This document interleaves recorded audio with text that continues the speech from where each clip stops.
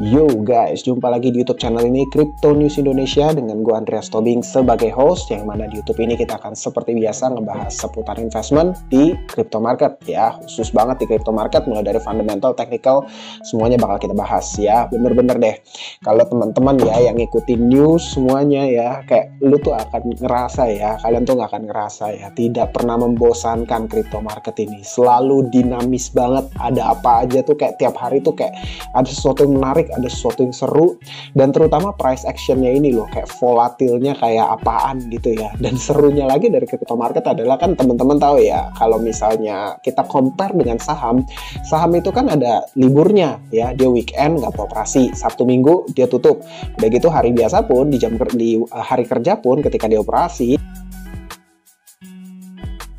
ya udah gitu, jadi kayak di luar itu ya tutup, nggak buka gitu. Terus ke hari libur nggak usah ngomong lah ya, kemarin kan lebaran dia tutup seminggu kira-kira ya. Sedangkan crypto market men, ya ampun, 24/7 ya, nggak pernah tutup, bener-bener nggak pernah tutup. Jadi even Minggu Sabtu subuh ada berita makro yang kurang menyenangkan, langsung reaktif banget crypto market ya. Kayak contoh yang video terakhir gue bahas mengenai perang gitu ya, ada serangan dari Iran ke Israel waktu itu, dan langsung itu Minggu subuh ya, market bereaksi dengan sangat-sangat cepat, dan tiba-tiba kayak terjadi flash dump gitu, dan itu kayak mengerikan sekali gitu. Gue lihat banyak sekali yang kelikuidasi, bahkan nilainya sampai miliaran US dollar gitu. Sedangkan kalau saham antang-antang aja, karena waktu itu kan mereka tutup gitu.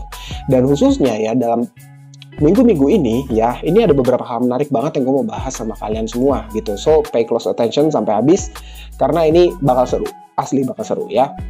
Tapi sebelumnya teman-teman, nih gue mau share ada salah satu informasi dulu yang gue mau bagiin.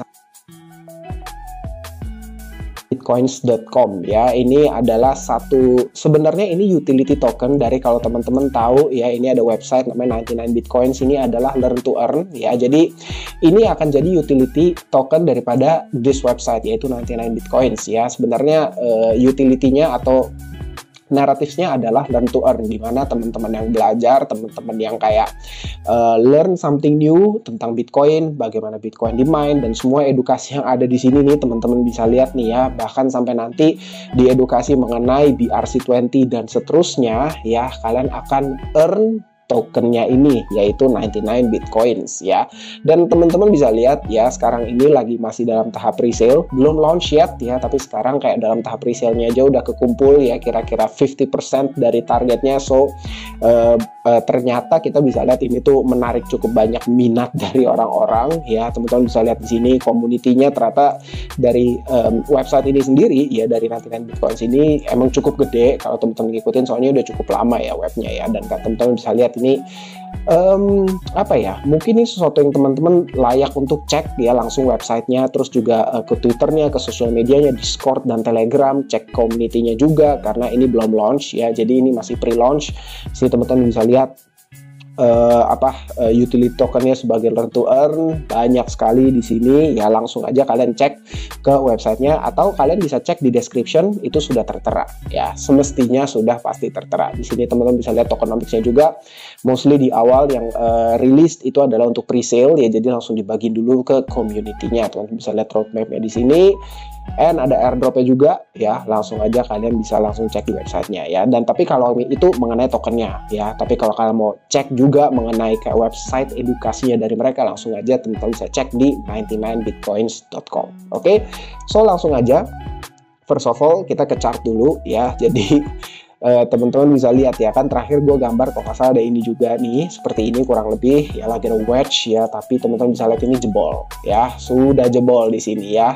Ini benar-benar skenario yang sebetulnya nggak gue harapin ya, walaupun realistis ya, tapi sebenarnya siapa sih yang mau jatuh dulu, kan nggak ada ya. Kita kan semuanya udah, apalagi kalau lu pada udah akumulasi dari tahun lalu sih, gue yakin lu semua nggak ada yang dalam kondisi loss lah, semua dalam kondisi yang masih fine, masih sangat-sangat oke gitu. Cuman ya yang baru beli dari sejak kuartal 4 tahun 2023, wah kalian sih fix rata-rata lagi pada bisa jadi lagi down gitu loh ya kan, karena kan koreksinya kenceng banget ya, sampai dengan 50% bahkan ada yang lebih ya, itu jadi kayak 40, 50 bahkan lebih gitu koreksinya gara-gara isu war kemarin dari topnya gitu ya. Dan yang paling parah ini damage-nya alt sebetulnya. Kalau Bitcoin relatif biasa aja gitu, nggak segitunya gitu. Kenapa? Ini bakal gue ceritain. So first of all kita ke chart dulu ya, teman-teman bisa lihat kalau memang kan kemarin terakhir gue gambar garisnya seperti ini ya, teman-teman bisa lihat ya. So kita bisa lihat sekarang ini lagi apa ya, lagi menjebol supportnya di sini nih, udah drop di sini ya, dan sekarang ini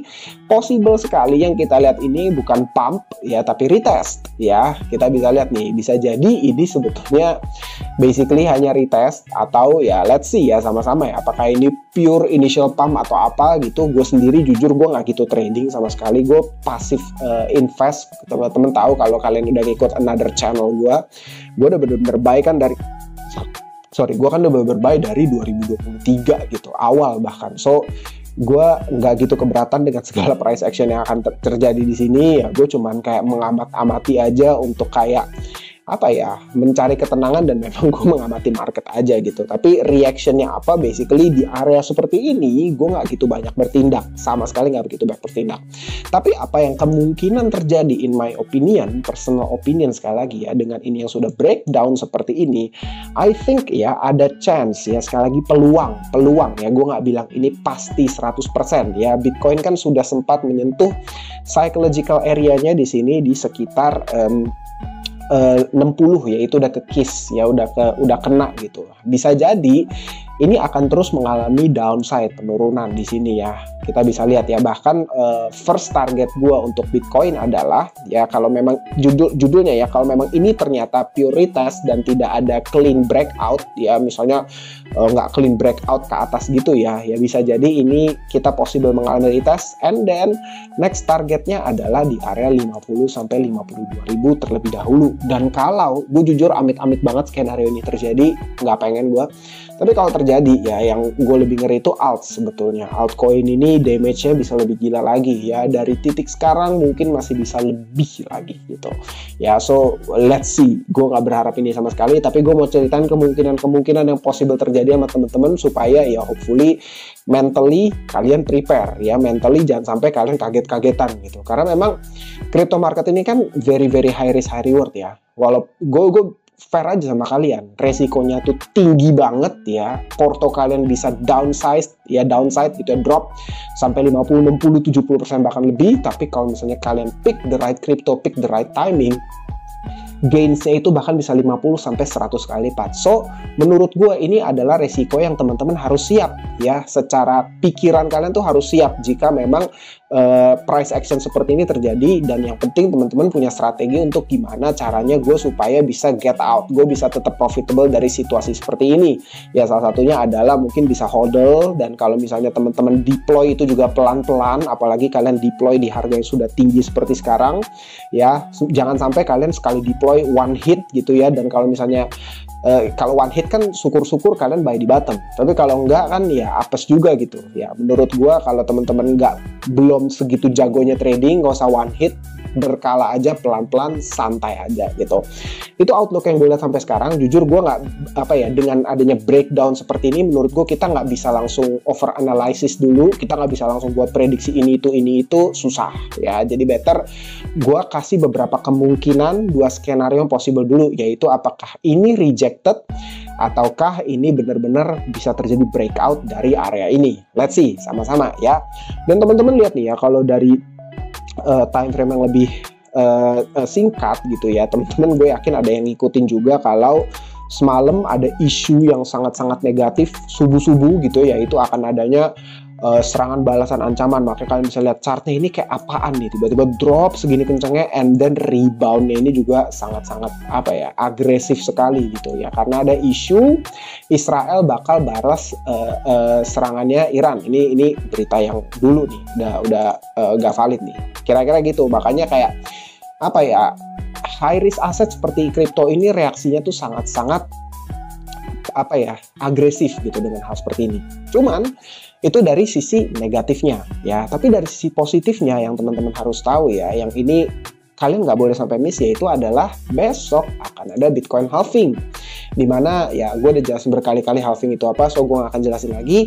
Tapi barusan hari ini gue ada baca satu report menarik dari CoinShares ya, yaitu tentang average price ya, teman-teman. Ini aja nih yang kalian harus tahu, yaitu average price daripada Bitcoin, cost daripada Bitcoin mining setelah halving nanti ya. Jadi berapa biaya yang dibutuhkan untuk para miners itu menambang Bitcoin setelah Bitcoin halving ya, yaitu ya average-nya sekitar $53.000. Sekali lagi $53.000 ya. Buat gua ini bisa expressing dua hal ya, mencerminkan dua hal ya. Yang pertama adalah apa? Yaitu kita bisa lihat kalaupun ternyata Bitcoin drop ya, I think tidak akan jatuh di bawah daripada harga $53.000 ini. Ya itu personal opinion gua, karena kalau misalnya nih ternyata dalam upcoming leg setelah halving kan biasa ada koreksi dulu gitu ya. Rasa-rasanya kalau sampai jatuh di bawah $53.000, let's say $40.000, itu akan terjadi huge liquidation sih menurut gue gitu, karena cost miningnya kan lu udah rugi banget gitu dari si miners gitu. Sehingga gue sangat positif personally ya, kita lihat aja kan market gak ada yang tahu nih by the way ya. Gue personally sangat positif kalaupun masih ada upcoming correction di crypto market, menurut gue tidak akan drop di bawah 53.000 ya, menurut gue ya. Itu yang pertama. Dan yang kedua adalah ya, ini bisa jadi satu patokan untuk buat teman-teman gini nih ya. Gue selalu bilang gini, untuk teman-teman yang kita ngomong jauh nih ya, let's say 2-3 tahun ke depan ya. Kan gue udah bilang kalau misalnya cycle peak bull market itu kira-kira di kapan, itu kira-kira akan jatuh di 2025 kuartal 4, oke, bulan September, Oktober, let's see ya.